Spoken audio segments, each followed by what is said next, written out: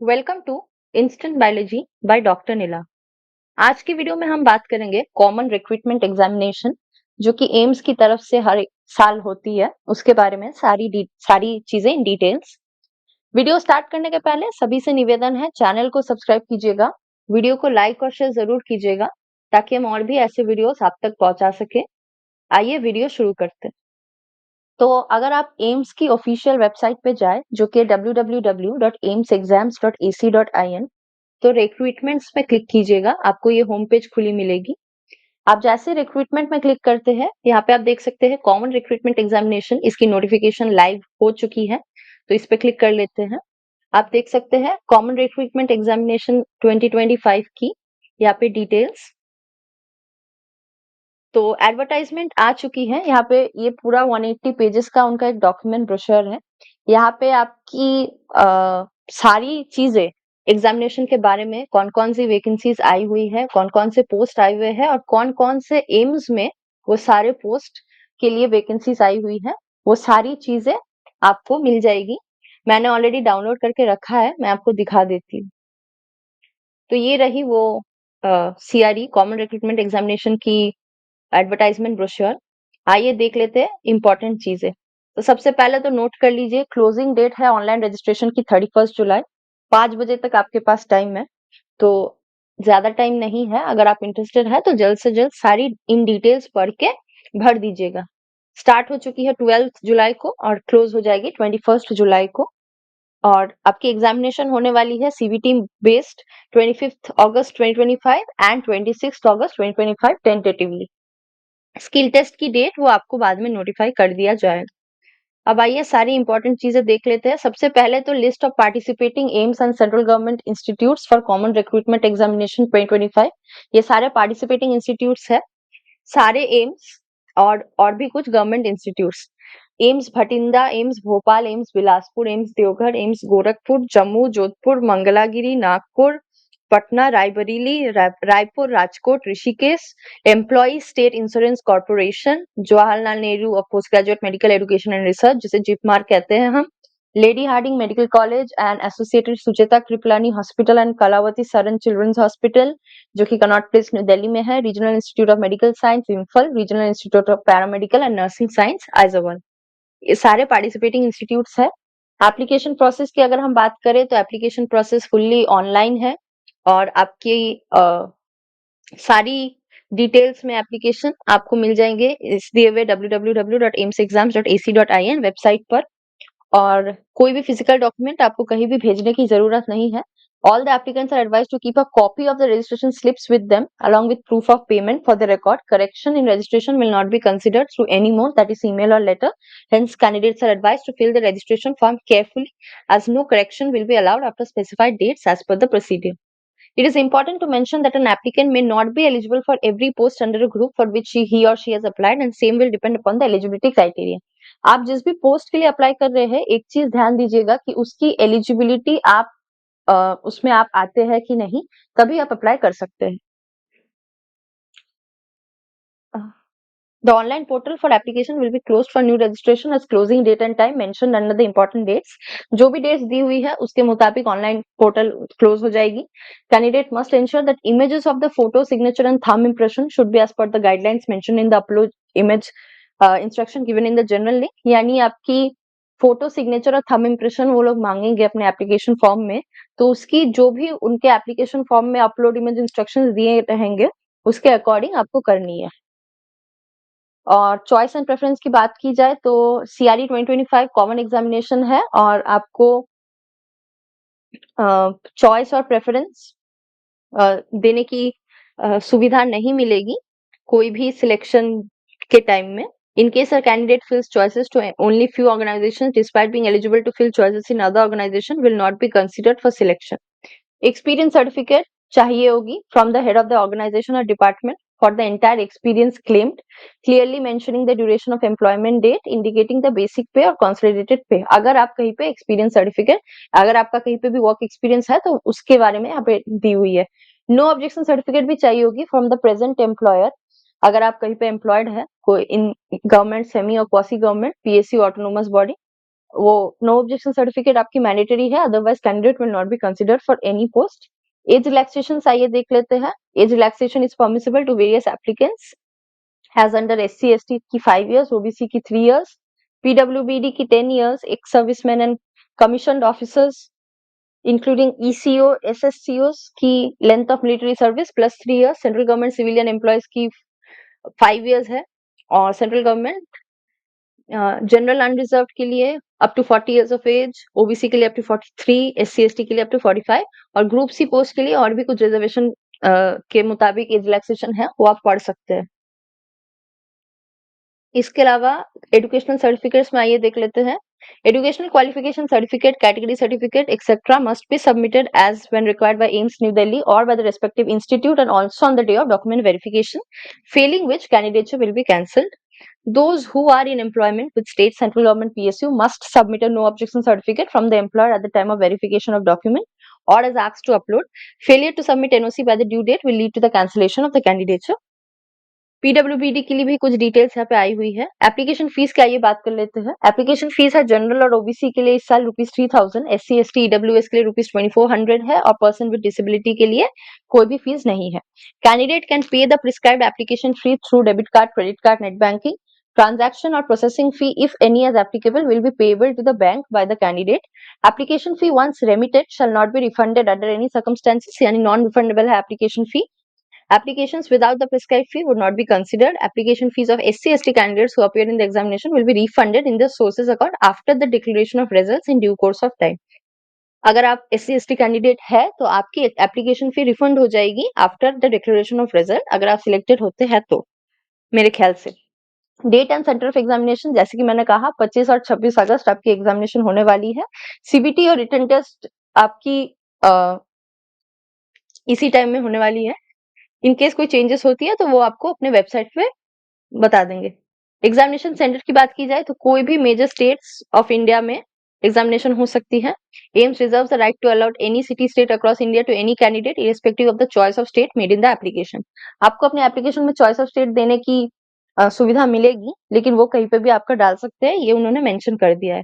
Admit card की बात करें तो 3 दिन पहले आपको एडमिट कार्ड मिल जाएगा, एग्जामिनेशन की 3 दिन पहले, और admit card will be released on the examination section. अपनी वेबसाइट पे, एम्स की वेबसाइट पे www.aimsexams.ac.in, इसी पर candidates are required to download their admit card from AIIMS website by logging with their credentials. No admit card will be sent by post. Separate admit card will be issued for skill test, if any, where skill test will be conducted at few selected locations only, preferably in Delhi NCR. अब आइए pattern के बारे में देख लेते हैं। CBT mode exam है, 90 minutes की आपकी पेपर होने वाली है। 100 MCQs होंगे of 400 marks with 4 alternatives for each question, where each question will carry 4 marks. 20 MCQs related to general knowledge and aptitude, knowledge of computer, and 80 MCQs related to the domain of respective group. The syllabus will be in accordance with educational qualification and experience as mentioned.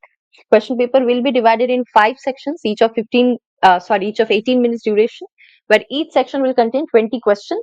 Following will be applicable. Each section will appear one by one during the 90-minute duration at one time only. Access to visible or active part will be disabled after lapse of said duration, and next section will be automatically activated.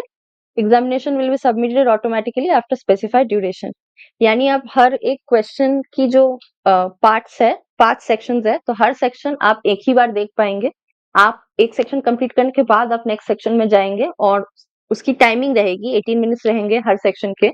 अगर आप 18 minutes में complete नहीं भी कर पा रहे हैं तो वो ऑटोमेटिकली नेक्स्ट सेक्शन में आपकी चली जाएगी सिस्टम, क्योंकि और आप पीछे क्वेश्चंस फिर से दोबारा नहीं देख पाएंगे, इसलिए 18 मिनट में ही आपको कंप्लीट करनी है अपनी पेपर, और आप रिवाइज नहीं कर सकते उसको। हर सेक्शन आपको 18 मिनट ही मिलेगी। You will be only allowed to attempt questions in the currently active section. Medium of examination की अगर बात करें तो क्वालिफिकेशन, जहाँ पे 10th मैट्रिकुलेशन या 10+2 है, वहाँ पे एग्जामिनेशन आपकी English as well as Hindi में होने वाली है। क्वेश्चन पेपर बाइलिंगुअल होगा। फॉर ऑल ग्रुप पोस्ट व specific technical domain knowledge is essential qualification, और post graduate educational qualification bachelors और higher. Medium examination will be English only. Qualifying and other criteria. Each question will carry equal 4 marks. There will be a negative marking of 1/4 marks for each wrong answer. The qualifying marks will be 40% for general or EWS, 35% for OBC, or 30% for SC/ST. Or PWBD, irrespective of the category, qualifying marks will be 30%. अगर आपकी tie होती है तो उसमें tie कैसे resolve होगी उसके बारे में भी कुछ चीजें यहाँ पे मेंशन है, पढ़ लीजिएगा। अब आइए देख लेते हैं कौन कौन से पोस्ट के लिए आई हुई है। पोस्ट के साथ साथ उसकी सिलेबस क्या है और कौन कौन से सब्जेक्ट्स में आपके क्वेश्चंस आने वाले हैं वो भी दी हुई है आपके डोमेन के अकॉर्डिंग, और आपकी स्किल टेस्ट होगी कि नहीं वो भी मेंशन्ड है और लैंग्वेज भी मेंशन्ड है। अब हर ग्रुप, ये जो ग्रुप्स आप देख रहे हैं group name, for example assistant dietitian, इसकी अलग आपको एलिजिबिलिटी क्राइटेरिया भी मिल जाएगी, वो इस डॉक्यूमेंट के एंड पे है। तो मैं बस ग्रुप नेम्स पढ़ देती हूँ, आपका सिलेबस और आपकी कितनी वैकेंसीज आई हुई है और आप एलिजिबल है कि नहीं वो आप इस डॉक्यूमेंट के एंड में देख सकते हैं। मैं आपको दिखा दूंगी लेकिन मैं वीडियो में नहीं बता रही हूँ क्योंकि फिर वीडियो बहुत ज्यादा लंबी होने वाली है। तो मैं बता देती हूँ आपको, असिस्टेंट डाइटिशियन या डाइटिशियन की पोस्ट आई हुई है, इसकी सिलेबस है फूड एंड न्यूट्रिशन, लैंग्वेज होगी English. Assistant administrative officer, junior administrative officer की पोस्ट है, स्किल टेस्ट होने वाली है। जूनियर एडमिनिस्ट्रेटिव असिस्टेंट की पोस्ट है जिसमें स्किल टेस्ट होने वाली है, बाइलिंगुअल होगी आपकी question paper. Assistant engineer civil या junior engineer civil, civil engineering है आपकी डोमेन, इंग्लिश में होने वाली है एग्जाम। असिस्टेंट इंजीनियर इलेक्ट्रिकल या junior engineer electrical, assistant engineer air conditioning and refrigeration, audiologist, audiologist cum speech therapist, audiometer technician, technical assistant, इसकी भी पोस्ट आई हुई है। Electrician, lineman, gas pump mechanic, manifold room attendant, manifold technician, assistant laundry supervisor, OT assistant, operation theatre assistant, pharmacist allopathic, pharmacist grade 2 dispensing attendance, pharma chemist, chemical examiner, pharmacist allopathic, cashier, chief cashier, junior accountants officer, mechanic, operator, lift operator, इसके अलावा CSSD technician, dissection hall attendant या hospital attendant grade 3, nursing, lab attendant grade 2, lab technician, junior medical lab technologist, lab attendant, telephone operator, dental chair side assistant, technical officer ophthalmology जिसे refractionist भी कहते हैं, junior radiotherapy technologist grade 1, radiotherapy technician, dark room assistant grade 2, junior radiographer, radiography technician group 1, perfusionist या perfusionist assistant, pharmacist homeopathic, embryologist, life guard, physiotherapist, vocation counsellor, library and information assistant, driver, ordinary grade, family planning welfare worker, health educator, social psychologist, medical social service officer grade 2, modeller, artist, junior warden, housekeeper, junior warden, hostel warden, PA to principal, personal assistant, stenographer grade 2, auxiliary nurse, midwife, senior nursing officer, staff nurse grade 1, technician prosthetics और orthotics, workshop technician group 2, coding clerks, medical record assistant, biomedical engineer, computer data processor, data processing assistant grade B, junior Hindi translator या junior translation officer, scientific officer cum tutor physics की, tailor grade 3, mechanic, air conditioning and refrigeration, nuclear medicine technologist, demonstrator, optometry, optometrist, plumber, PACS administrator, social security officer, ECG technician, respiratory laboratory assistant, pharmacist, assistant biochemist, junior physicist. तो ये सारे post की vacancies आई हुई है। अब ये हर AIIMS के according बहुत सारे पोजीशंस आए हुए हैं, कुछ कुछ पोजीशंस, कुछ कुछ ग्रुप्स के 4-5 आए हुए हैं, कुछ के 1-2 आए हैं, लेकिन वो कौन कौन से एम्स में आए हैं उसकी भी लिस्ट आपको इस डॉक्यूमेंट के एंड में मिल जाएगी। आपको डिटेल्स में देख लेना है और आपको मिल जाएगा हर ग्रुप के अकॉर्डिंग एलिजिबिलिटी क्या क्या है और सिलेबस क्या है अपने डोमेन के अकॉर्डिंग। स्किल टेस्ट के बारे में यहाँ कुछ चीजें लिखी है, अगर आप स्किल टेस्ट के लिए एप्लीकेबल है, अगर आपका स्किल टेस्ट की कॉलम में यस लिखी हुई थी ऊपर तो आप यहाँ पे पढ़ लीजिएगा क्या क्या चीजें मेंशन्ड है। मेरिट लिस्ट और एलोकेशन ऑफ सीट्स की अगर बात करें तो merit list of qualified candidate shall be prepared solely on the basis of the performance in the computer based test in accordance with the prescribed qualifying criteria. In case a skill test is applicable, it shall be qualifying in nature for the respective post at the respective organization as per the criteria published. Documents क्या क्या चाहिए होंगी आपकी verification के लिए? सारे original certificates as well as एक photocopy of all the documents which are duly attested, self attested. Documents required are copy of the downloaded registration slip of the online application form, copy of downloaded admit card, certificate showing the date of birth, caste certificate, income and asset certificate as applicable if applied under reservation category issued by the competent authority, disability certificate if applied under PWD category, certificate from the competent authority in a case where age relaxation has been sought, no object certificate if in central government, PSU, autonomous or state government employment, educational qualification, experience certificate if any other certificate as required to submit. Reporting will be strictly as per announced date and result of allocation. All candidate must note that it is assumed that you are in possession of all required certificate to substantiate your eligibility. तो वो लोग ये चीज assume कर ले रहे हैं कि आपके पास अब सारे डॉक्यूमेंट्स है, और when they will ask for it you have to give them, like you have to show them for your document verification. कोई भी एडिशनल टाइम आपको ग्रांट नहीं किया जाएगा to obtain a certificate from issuing authority. आइए general conditions देख लेते हैं. Candidates are strongly advised to carefully review the eligibility conditions prescribed in the recruitment rules of the respective institute, particularly with regard to essential qualification, age limit, experience, any other requirements. Candidates shall be liable to cancellation at any stage of the recruitment process if any information, declaration or claim made by the candidate is found to be incorrect, misleading, including during the document verification. आपको reject कर दिया जाएगा. After selection on an advertised post, place of posting will be subject matter of respective AIMS institute as per applicable, where AIMS New Delhi is only examination conducting body and seats are allocated based on merit and choice of provisionally qualified candidate against vacancy reported by respective institute. AIMS New Delhi is not responsible for any issues on recruitment rules relaxation, delay in joining, rejection on grounds on eligibility, document verification, extension of time, withdrawal of seats. Legal और disciplinary action ये आप चाहे तो skip कर सकते हैं, लेकिन एक बार पढ़ने के बाद ही आप अपनी एप्लीकेशन फॉर्म भरिएगा, मैं एडवाइस करूंगी. यहाँ पे वही बेसिक चीजें लिखी है कि आप एग्जामिनेशन में चीट नहीं कर सकते. अगर आप कोई भी फॉल्स इंफॉर्मेशन देते हैं तो उसके लिए आप रिजेक्ट हो सकते हैं उस एग्जामिनेशन के लिए.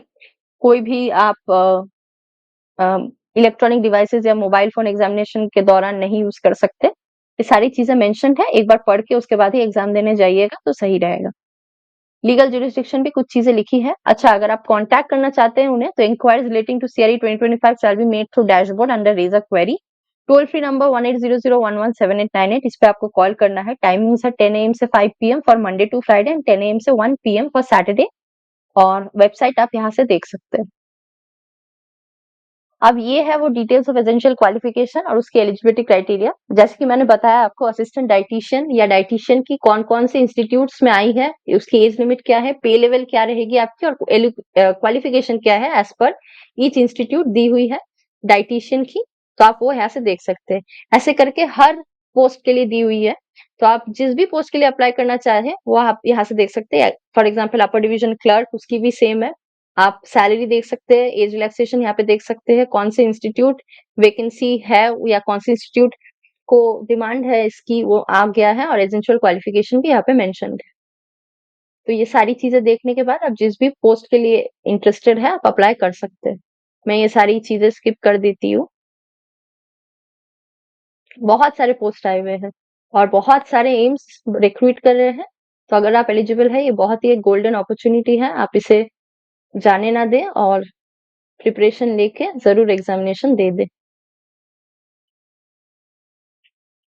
एम्स के अलावा भी बहुत सारे गवर्नमेंट इंस्टीट्यूट्स हैं जहाँ पे हॉस्पिटल्स है, और वहाँ पे ये इसकी डिमांड आई हुई है बहुत सारे अलग अलग पोस्ट की. हाँ, तो ये इतना दूर तक हो गया कि आपकी क्वालिफिकेशन क्या रिक्वायर्ड है. अब आइए देख लेते हैं कि कितनी वैकेंसीज आई हुई है. फॉर एग्जाम्पल असिस्टेंट डाइटिशियन की अगर मैं बात करूं तो एम्स भटिंडा में एक ही जनरल की पोस्ट है और एक ही ओबीसी की पोस्ट है, तो टोटल 2 आई हुई है. बाकी सारे एम्स में आप ऐसे देख सकते हैं. तो हर पोस्ट के लिए और कौन कौन से हॉस्पिटल्स में, कौन कौन से इंस्टीट्यूट्स में कितने पोस्ट आए हुए हैं, as per reservation, as per general, और टोटल कितने पोस्ट हो गए, सारी चीजें इन डिटेल्स यहाँ पे मेंशन्ड है हर पोस्ट के लिए. तो वो भी आप यहाँ से चेक कर सकते हैं. इसको मैं स्किप कर देती हूँ. अब इसके अलावा age relaxation for ex serviceman category, उसके एनेक्सर 3 में कुछ चीजें लिखी है. अगर आप एक्स सर्विसमैन जनरल है तो length of military service plus 3 years मिलेंगे age on the closing date for receipt of application. Ex serviceman OBC अगर आप है तो length of military service plus 6 years मिलेंगे आपको on the closing date. Ex serviceman अगर आप SC ST है तो आपको प्लस 8 इयर्स मिलेंगे, 3 years plus 5 years age on the closing date. कुछ और चीजें यहाँ पे मेंशन है. अगर आप एक्स सर्विसमैन है तो ये सारी चीजें पढ़ने के बाद अप्लाई कीजिएगा. Important explanation for PWBD candidate. In case you are a PWBD candidate, please do look out for all these informations and details before filling up the form. अब स्किल टेस्ट की अगर हम आपका अगर स्किल टेस्ट है तो उसकी अगर हम एग्जामिनेशन की डिस्क्रिप्शन की बात करें तो आपकी स्किल टेस्ट होने वाली है। अगर आप क्वालिफाई करते हैं स्टेज 1 में यानी अपनी सीबीटी मोड में, तो ही आप एलिजिबल होंगे स्किल टेस्ट के लिए। बहुत सारे पोस्ट के लिए स्किल टेस्ट आई हुई है। ऐसा नहीं है कि सारे पोस्ट मैंडेटरी है, जिसके लिए भी जरूरी है वो लिखा हुआ है। For example assistant administrative officer, junior administrative officer, office assistant, इसकी स्किल टेस्ट रिक्वायर्ड है। नेचर ऑफ एग्जामिनेशन आपकी कंप्यूटर बेस्ड स्किल टेस्ट होगी। Skill test will be conducted in CBT mode where candidate have to type answer in computer using keyboard. Language and mode of examination होगी आपकी English and CBT. Duration है 1 our यानी 60 minutes. और MCQ जो थी, पहली जो पेपर थी मेरे ख्याल से वो 90 मिनट्स की थी, if I am not wrong. 2 questions from noting and drafting 30 marks के आएंगे। 2 questions from precise writing 20 marks के आएंगे। Qualifying marks for stage 2 the candidate have to score a minimum of 17 marks. अब ये मैंने असिस्टेंट एडमिनिस्ट्रेटिव ऑफिसर के बारे में कहा। बाकी सारे अलग अलग पोस्ट के लिए भी यहाँ पे आई हुई है, तो वो आपको अपने की तरफ से पढ़ लेना होगा।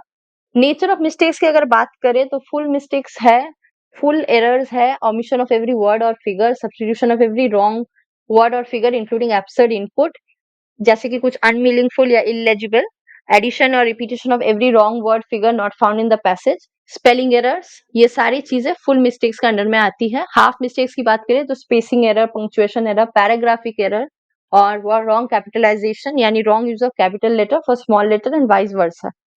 Maximum penalty, one full mistake का है for a word, has 2 half and 1 full mistakes. No checking of mistakes to be done in case of insufficient gross input or strokes, and in insufficient attempt remark need to be written in the result.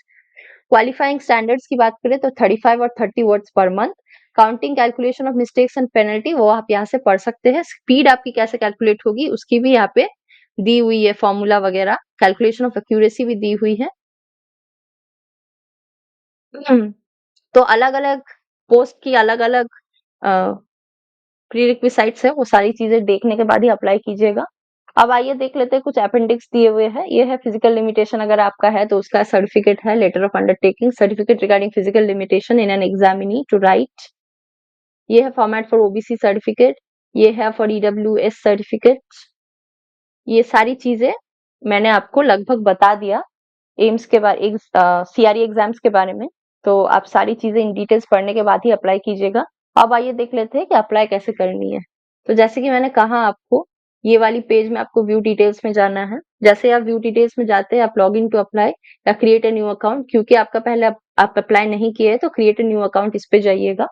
जैसे आप इसमें जाते हैं, आपको अपनी full name, mobile number, email और mobile और email number confirm करने के बाद एक पासवर्ड डाल के, अपनी आधार नंबर डाल के I want to proceed, sorry ये विदाउट आधार बेस्ड है, अगर आधार बेस्ड है, अगर आपके पास आधार नंबर है तो आप यहाँ पे डाल के वेरीफाई कर सकते हैं। फिर क्रिएट अकाउंट में क्लिक कीजिएगा। जैसे ही आप क्रिएट अकाउंट में क्लिक करते हैं उसके बाद आप लॉग इन करके अपनी पूरी रजिस्ट्रेशन कंप्लीट कर सकते हैं। तो आज की वीडियो इसी बारे में थी।